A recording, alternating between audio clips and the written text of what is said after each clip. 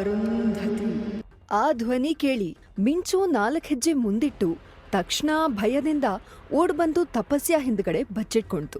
ತಪಸ್ಯ ಕಷ್ಟಪಟ್ಟು ತನ್ನಂತಾನೋ ಹೇಗೋ ಸಂಭಾಳಿಸ್ಕೊಂಡು ತೆವಳ್ಕೋತಾ ಇನ್ನೊಂದ್ಸಲ ಗುಹೆ ಒಳಗಡೆ ಬಂದ್ಲು. ಅವಳಿಗೆ ಆಗ ತನ್ನನ್ ಬಿಟ್ಟು ಇನ್ಯಾರೂ ಇಲ್ಲಿದ್ದಾರೆ ಅನ್ಸೋಕೆ ಶುರುವಾಯ್ತು. ಮತ್ತೆ ಆ ಸದ್ದು ಕೇಳ್ತು, ಅರುಂಧತಿ ಅಂತ. ತಪಸ್ಯಾಗೆ ಶಾಕ್ ಆದ್ರೂ ಆ ಕೂಗು ಎಲ್ಲಿಂದ ಬರ್ತಿದೆ ಅಂತ ಕಣ್ಣಾಡ್ಸಿದ್ಲು.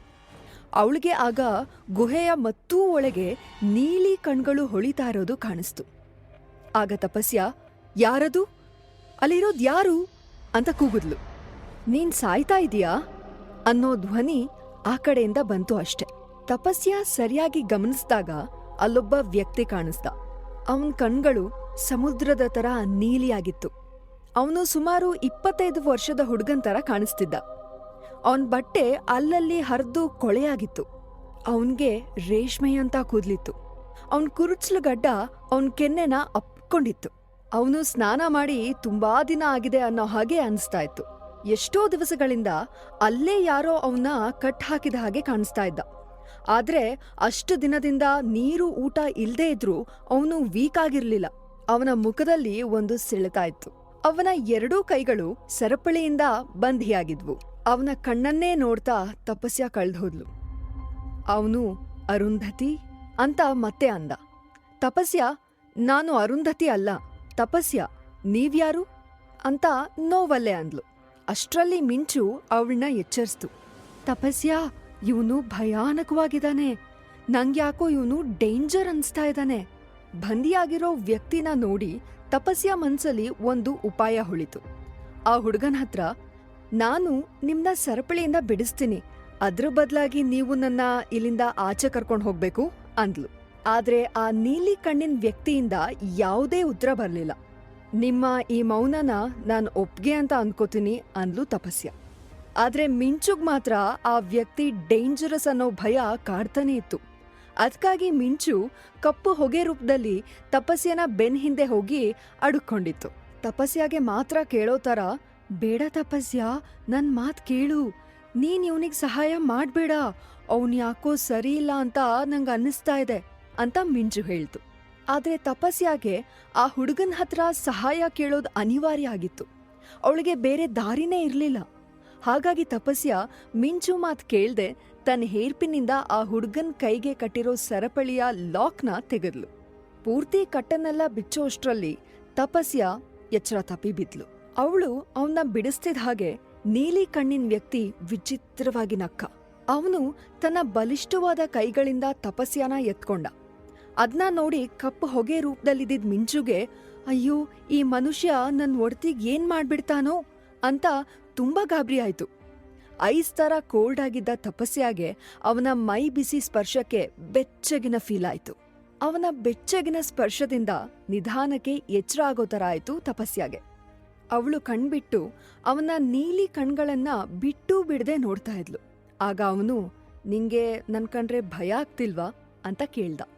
ಆಗ ತಪಸ್ಯ, ನಾನ್ ಹೇಗಿದ್ರು ಸಾಯೋಳು, ಸಾಯೋರ್ಗೆ ಭಯ ಯಾಕೆ ಅಂತ ಕೇಳಿದ್ಲು. ಅದಕ್ಕೆ ಅವನು, ನಾನ್ ನಿನ್ ಸಾಯೋಕ್ ಬಿಡಲ್ಲ, ನಾನ್ ನಿನ್ನ ಕಾಪಾಡ್ತೀನಿ ಅಂತ ಹೇಳಿ ಅವಳನ್ನ ಇನ್ನಷ್ಟು ಗಟ್ಟಿಯಾಗಿ ತಪ್ಕೊಂಡ. ನಾನ್ ಮನೆಗ್ ಹೋಗ್ಬೇಕು, ನನ್ನ ಮನೆಗ್ ಕರ್ಕೊಂಡು ಹೋಗು ಅಂತ ತಪಸ್ಯ ಹೇಳಿದ್ಲು. ಅವನು ಅವಳ ಮಾತಿಗೆ ಒಪ್ಪಿದ ಹಾಗೆ ಸರಿ ಅಂತ ನೀಲಿ ಕಣ್ಣಿನ ವ್ಯಕ್ತಿ ತಪಸ್ಯನ ಎತ್ಕೊಂಡು ಹೊರಗಡೆ ಹೊರಟ. ಹಾಗೆ ಅವರು ಹೊರಗಡೆ ಬರ್ತಿರುವಾಗ ತಪಸ್ಯಾಗೆ ಮತ್ತೆ ಎಚ್ಚರ ತಪ್ಪೋಯ್ತು. ಆಗ ಆ ನೀಲಿ ಕಣ್ಣಿನ ವ್ಯಕ್ತಿ ತಪಸ್ಯ ಹಣೆಗೊಂದು ಮುತ್ಕೊಟ್ಟು, ಅರುಂಧತಿ ಅಂದ. ತಪಸ್ಯಾಗೆ ಮುಖದ ಮೇಲೆ ತುಂಬಾ ಬೆಳಕ್ ಬಿದ್ದು ಮತ್ತೆ ಎಚ್ಚರ ಆಗಿ ಕಣ್ಬಿಟ್ಟಾಗ ಅವಳು ಯಾವುದೋ ಮರಳಿನ ರಾಶಿ ಮೇಲೆ ಬಿದ್ದಿದ್ಲು. ಸುತ್ತಲೂ ನೋಡಿದ್ಲು. ಅದೊಂದು ಬ್ಯುಸಿ ಮಾರ್ಕೆಟ್ ಆಗಿತ್ತು. ಹಾಗೂ ಆ ಮಾರ್ಕೆಟ್ ಬಹಳ ವಿಚಿತ್ರವಾಗಿತ್ತು. ಅಲ್ಲಿರೋರೆಲ್ಲ ವಿಧವಾದ ಮ್ಯಾಜಿಕ್ ಪ್ರಾಕ್ಟೀಸ್ ಮಾಡ್ತಿದ್ರು. ತಪಸ್ಯಾಗೆ ತಾನ್ ಯಾವ ಊರಲ್ಲಿದ್ದೀನಿ ಅನ್ನೋದು ಗೊತ್ತೇ ಆಗ್ಲಿಲ್ಲ. ಯಾಕಂದ್ರೆ ಇದು ಬೇರೆ ಲೋಕದ ಥರಾನೇ ಕಾಣ್ತಿತ್ತು. ಆ ಮಾರ್ಕೆಟ್ನಲ್ಲಿ ಒಬ್ಬ ನೀರಿನ ಅಲೆಗಳನ್ನ ತನ್ನ ಕೈಗಳಿಂದ ಗಾಳಿಲಿ ಸೃಷ್ಟಿ ಮಾಡಿ ಅದನ್ನ ತನಗ್ ಬೇಕಾದ ರೀತಿಲಿ ಆಟಾಡ್ಸ್ತಿದ್ದ. ಇನ್ನೊಬ್ಬ ಬೆಂಕಿ ಉಂಡೆನ ಕೈಯಲ್ಲಿ ಬಾಲ್ ತರ ಹಿಡ್ಕೊಂಡು ಆಟಾಡ್ತಿದ್ದ. ಒಬ್ಳು ಹುಡುಗಿ ಕತ್ತಿ ವರ್ಷೆ ಪ್ರಾಕ್ಟೀಸ್ ಮಾಡ್ತಿದ್ಲು. ಆ ಕತ್ತಿನ ಅವಳು ಬೀಸಿ ಕೈ ಮೇಲೆ ಬೀಳೋ ಹಾಗೆ ಹಿಡ್ಕೊಂಡ್ರು ಅವಳಿಗೆ ಯಾವ ಅಪಾಯನೂ ಮಾಡ್ತಿರ್ಲಿಲ್ಲ. ವಿಚಿತ್ರ ಏನಪ್ಪಾ ಅಂದ್ರೆ ಬೆಂಕಿ, ನೀರು ಎಲ್ಲ ಅಪಾಯಕಾರಿ ವಸ್ತು ಆದ್ರೂನು ಅದ್ರಿಂದ ಆಟ ಆಡ್ತಿರೋರ್ಗೆ ಏನೂ ಅಪಾಯ ಆಗ್ತಿರ್ಲಿಲ್ಲ. ತಪಸ್ಯಾಗೆ ಅದೊಂದು ಜಾದೂ ಲೋಕದ ತರ ಕಾಣಿಸ್ತು. ಅದ್ನೆಲ್ಲ ನೋಡಿ ಅವಳಿಗೆ ಏನಾಗ್ತಿದೆ ಅಂತ ಮನ್ಸಲ್ಲೇ ಗೊಂದಲ ಕಾಡೋಕೆ ಶುರುವಾಯ್ತು. ಯಾರು ನನ್ನ ಹತ್ರನೇ ಬರ್ತಿಲ್ಲ, ಎಲ್ರೂ ಹಾಗೇ ಹೋಗ್ತಿದ್ದಾರೆ ಅಂತ ತಪಸ್ಯಂಗೆ ಆಶ್ಚರ್ಯ ಆಯ್ತು. ಇದ್ದಕ್ಕಿದ್ದ ಹಾಗೆ ಅವಳಿಗೆ ತಲೆ ನೋವಾದ ಹಾಗೆ ಯಾವ್ದೋ ಹೊಸ ನೆನಪೊಂದು ಬಂತು. ಗಟ್ಟಿಯಾಗಿ ತಲೆ ಹಿಡ್ಕೊಂಡ ತಪಸ್ಯಾಗೆ ತಾನು ತಪಸ್ಯ ಅಲ್ಲ, ಅರುಂಧತಿ ಸೂರ್ಯವಂಶಿ, ತಾನೀಗ ಅರುಂಧತಿ ದೇಹದಲ್ಲಿದ್ದೀನಿ ಅನ್ನೋದು ಗೊತ್ತಾಯ್ತು. ಹಾಗಿದ್ರೆ ತಪಸ್ಯಾಗೇನಾಯ್ತು? ಆಸ್ಪತ್ರೆಯಲ್ಲಾದ ಘಟನೆಗೆ ತನ್ನ ದೇಹ ನಾಶ ಆಯ್ತಾ ಅಂತ ಅವಳಿಗೆ ದುಃಖ ಆಯ್ತು. ಅಲ್ಲೇ ಮಲಗಿದವಳಿಗೆ ಅರುಂಧತಿ ನೆನಪುಗಳು ಬಂತು. ತಾನಿವಾಗ ಎಲ್ಲಿದ್ದೀನಿ ಅನ್ನೋದು ಕೂಡ ನೆನ್ಪಾಯ್ತು. ಅವಳು ಗಂಧರ್ವ ಲೋಕದ ಗಾಂಧಾರ ರಾಜ್ಯದ ಜಾದೂಗಲ್ಲಿಲಿ ಮಲಗಿದ್ಲು. ಇದು ತಾನಿಷ್ಟು ವರ್ಷ ಬಾಳಿ ಬದುಕಿದ ಲೋಕ ಅಲ್ಲ ಅನ್ನೋದು ಅರಿವಾಯ್ತು.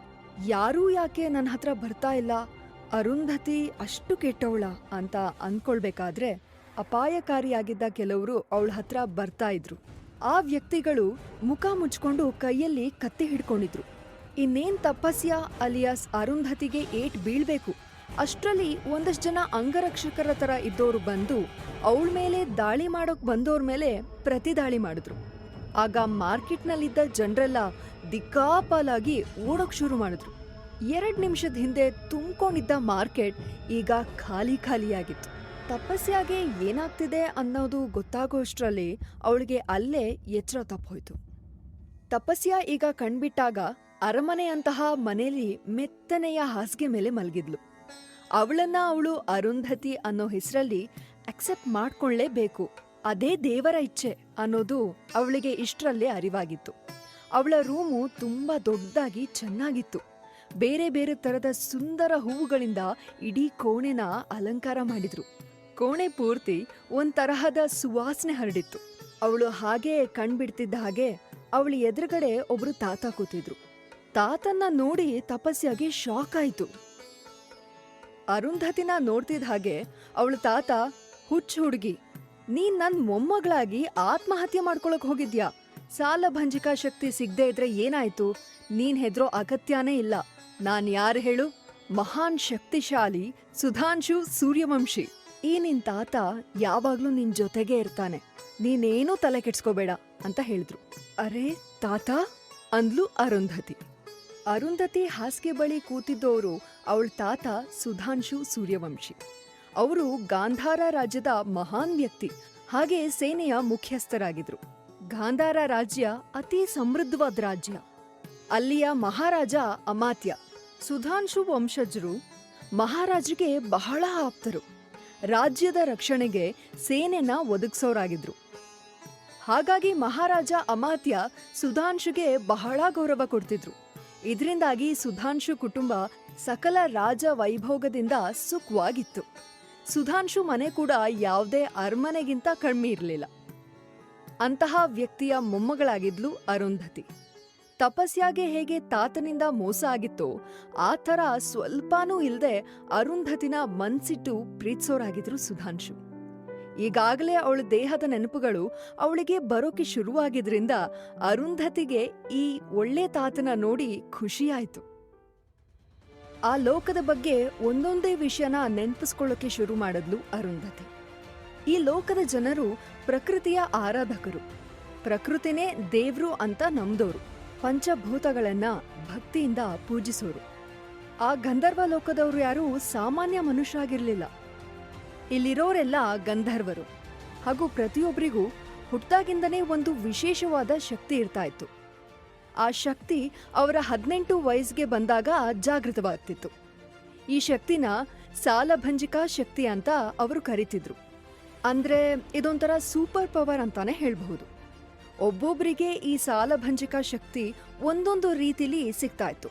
ಒಬ್ಬರಿಗೆ ಈ ಶಕ್ತಿ ಜಲದೇವತೆಯಿಂದ ಸಿಗ್ತಿದ್ರೆ ಇನ್ನೊಬ್ರಿಗೆ ಅಗ್ನಿದೇವನಿಂದ ಸಿಕ್ತಿತ್ತು, ಮತ್ತೊಬ್ರಿಗೆ ವಾಯುದೇವನಿಂದ ಅಂದ್ರೆ ಗಾಳಿಯಿಂದ ಸಿಕ್ತಿತ್ತು. ಹೀಗೆ ಯಾವ ವ್ಯಕ್ತಿಲಿ ಯಾವ ಶಕ್ತಿ ಜಾಗೃತವಾಗುತ್ತೆ ಅನ್ನೋದು ಮಾತ್ರ ಆ ವ್ಯಕ್ತಿಗೆ 18 ವರ್ಷ ತುಂಬಿದಾಗ ಗೊತ್ತಾಗ್ತಿತ್ತು. ಅವರ ಜನ್ಮ ನಕ್ಷತ್ರದ ಅನುಗುಣವಾಗಿ ಸಾಲಭಂಜಿಕಾ ಶಕ್ತಿ ಅವರಿಗೆ ಸಿಗ್ತಿತ್ತು. ಅದು ಜಾಗೃತವಾದಾಗ ಪ್ರತಿಯೊಬ್ಬರ ಕಿರುಬೆರಳಲ್ಲಿ ಒಂದು ಉಂಗುರ ಮೂಡ್ತಿತ್ತು.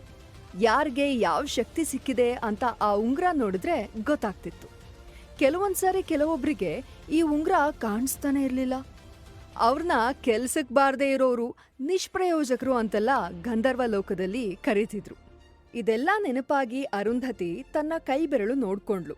ಅಲ್ಲೇನೂ ಆ ರೀತಿ ಗುರುತಿಲ್ಲ, ತನ್ನ ದೇಹಕ್ಕೆ 18 ವರ್ಷ ಆದ್ರೂ ಅಂತ ಅವಳಿಗೆ ನೆನಪಾಗಿ ದುಃಖ ಆಯ್ತು. ಸುಧಾಂಶು ಸೂರ್ಯವಂಶಿಗೆ 2 ಗಂಡ್ಮಕ್ಳು. ಹಿರಿಮಗ ರಾಜ್ಯಕ್ಕಾಗಿ ನಡೆದ ಒಂದು ಮುಖ್ಯವಾದ ಯುದ್ಧದಲ್ಲಿ ತೀರ್ಕೊಂಡಿದ್ದ. ಅವನ ಮಗಳೇ ಅರುಂಧತಿ ಸೂರ್ಯವಂಶಿ. ಅರುಂಧತಿಗೆ 18 ವರ್ಷ ಆದ್ರೂ ಅವಳಿಗೆ ಯಾವುದೇ ರೀತಿಯ ಸಾಲಭಂಜಕ ಶಕ್ತಿ ಸಿಕ್ಕಿರ್ಲಿಲ್ಲ. ಮುಂಚಿಂದಾನೂ ಅವಳಿಗೆ ಸೊಕ್ಕು, ಅಹಂಕಾರ, ಚೆಲ್ಲಾಟದ ಹುಡುಗಿ ಅನ್ನೋ ಪಟ್ಟ ಬೇರೆ ಇತ್ತು. ಕೆಲವು ದಿನದ ಹಿಂದಷ್ಟೇ ಅರುಂಧತಿಗೆ 18 ವರ್ಷ ತುಂಬಿತ್ತು. ಆದ್ರೆ ಅವಳ ಕೈ ಮೇಲೆ ಯಾವುದೇ ಸಾಲಭಂಜಕ ಶಕ್ತಿ ಸಿಕ್ಕಿದ ಗುರುತು ಕಾಣಿಸ್ಲಿಲ್ಲ. ಹಾಗಾಗಿ ಗಾಂಧಾರ ಸಾಮ್ರಾಜ್ಯದ ಜನರೆಲ್ರಿಗೂ ಅವಳ ಮೇಲೆ ತಿರಸ್ಕಾರದ ಮನೋಭಾವ ಬಂದಿತ್ತು. ಅವಳಿಗೆ 18 ವರ್ಷ ಆಗಿ 3 ದಿನದ ನಂತರ ಅರುಂಧತಿ ಮನೆಯಿಂದ ಕಾಣೆಯಾಗಿದ್ಲು. ಅವಳ ತಾತ ಸುಧಾಂಶುಗೆ ಬಹಳ ಚಿಂತೆಯಾಗಿತ್ತು. ಅದಲ್ಲದೆ ಅರುಂಧತಿಗೆ ರಾಜ್ಕುಮಾರ ಅಭಿನವ್ ಜೊತೆ ನಿಶ್ಚಿತಾರ್ಥ ಕೂಡ ಆಗಿತ್ತು. ಇದ್ದಕ್ಕಿದ್ದ ಹಾಗೆ ಅರುಂಧತಿ ಕಾಣೆಯಾಗಿದ್ರಿಂದ ಸೂರ್ಯವಂಶಿ ಮನೇಲಿ ಒಂಥರದ ಸೂತ್ಕದ ಛಾಯೆ ಕಾಣಿಸ್ತಾ ಇತ್ತು. ಈ ರೀತಿ ಯೋಚನೆಯಲ್ಲಿ ಮುಳುಗಿದ್ದ ಅರುಂಧತಿನೇ ನೋಡ್ತಾ ಸುಧಾಂಶು, ಯಾಕೆ ನೀನು ನಮ್ನೆಲ್ಲ ಬಿಟ್ಟು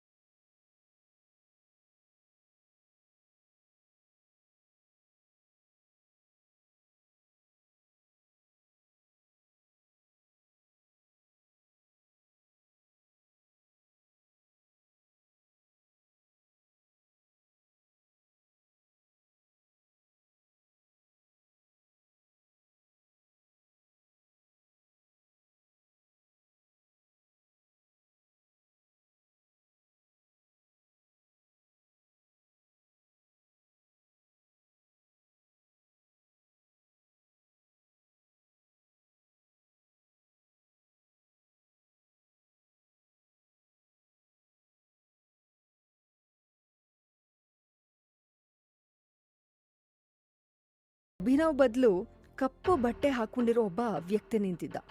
ಆ ವ್ಯಕ್ತಿ ಅರುಂಧತಿನ ಬೆಟ್ಟದಿಂದ ನೂಕಿ ಸಾಯಿಸೋಕೆ ಪ್ರಯತ್ನ ಪಟ್ಟಿದ್ದ.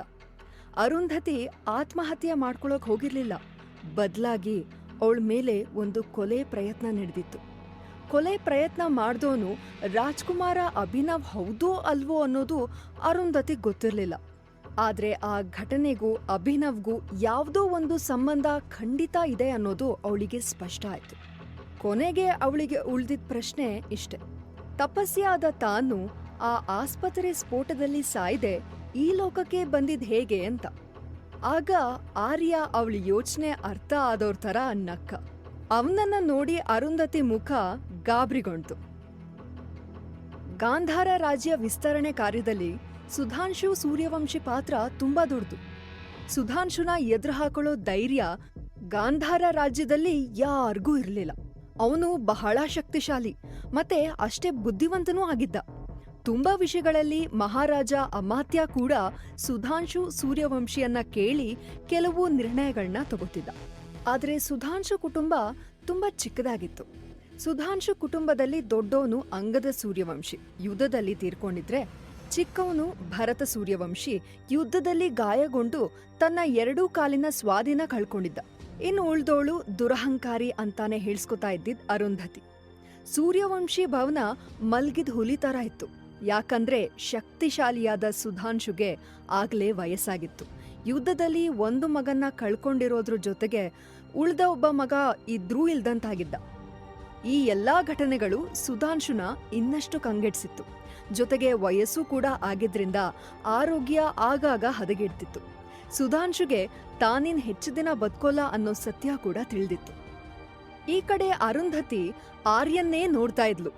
ಕಪ್ ಹೊಗೆ ರೂಪದಲ್ಲಿದ್ದ ಮಿಂಚು ಬೆಕ್ಕಾಗಿ ಬದ್ಲಾಗಿ ಅರುಂಧತಿ ಪಕ್ಕ ಬಂದು ಇವ್ನೇ ಅವನು ಅಂತ ಹೇಳ್ತು.